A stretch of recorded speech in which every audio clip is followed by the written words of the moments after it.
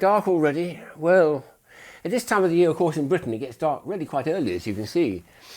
So it's very often my habit, and probably yours as well, to go and have a little nap in the afternoon. A nap, that means lying down on a pillow or cushion, and I thought I'd bring my collection of cushions and pillows with me to show you some of them. They're all a bit bizarre, some of them. This one, for instance, is the earliest one I ever picked up, back in my childhood. I think it's the old Whoopee Cushion. Extraordinary. You put this under an ordinary cushion so the guest doesn't know it's there. When you go to sit in it, it makes that wonderful, wonderful breaking wind noise, we call it. Actually, the very earliest ones you had to blow up each time you did it. This one's got a little foam rubber in it, so that as you push it, it automatically fills up with air due to the foam rubber. Very clever idea. So the foam rubber cushion. Oh well. Here's an extraordinary Japanese cushion which came out in 1977. I've got two of them actually to show you. Incredible idea this. I've never seen it before or since. So this one's got a bit dilapidated, so I need to just blow it up first.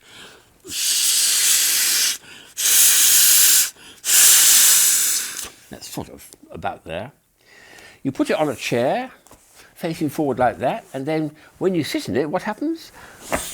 Oh my goodness me. Oh my goodness me. Hands come out. What an extraordinary idea. Like that. Amazing. That's the Japanese for you. Completely original. Never seen it before or since. Wonderful. There's a nice idea here which is used really, it's a kind of cushion substitute when you're lying on the beach having a nice sunbathe on the sand. You don't want your head down on something like an ordinary cushion, it'll get too hot. So this thing is a beautiful idea. It just opens up like a little chair like that, complete with some birds. Here's head up chair, and then you lie down like that and put your head down, and that's really very comfortable. And of course you get some sea breeze going underneath it, which keeps this base here nice and cool. So it's a lovely, very, very clever idea for a cushion substitute when you're having a sunbathe. I've used this several times myself in the garden. It's much more comfortable than lying on a proper cushion. Here's a nice little idea for a cushion. It's a little round one you put on a stool when you're having breakfast, I suppose it is. And just to remind you what you're having for breakfast, you turn it the other way up. Oh yes. Bacon and egg. Oh, and chips and peas. That's nice, isn't it? Wow, what a nice idea for a cushion. Very sweet. If you're a golfer, you might care to think about a cushion like this. It's a golf ball in what looks like grass. It's a kind of matting, but the idea is, I think if you've had a very hard tour of the golf course with 18 holes and you're quite weary, you want to lie down, have a relaxation, there's a cushion to put your head down on and remind you what you've been doing, having a seat. Then there's a lovely idea called a money pillow, which the Americans make. I think when their banknotes are withdrawn because they're getting too tatty, they don't burn them as we do, but they just they pulverize them, they shred them. So here's, I think they said $1,000. Wow! Imagine having that and lying down and dreaming of being a millionaire with your head lying on $1,000. That's something, isn't it? It's actually very comfortable too. It's got a nice feel to it. Here's one which I have to admit is not actually part of my collection. This is a present for one of my nieces.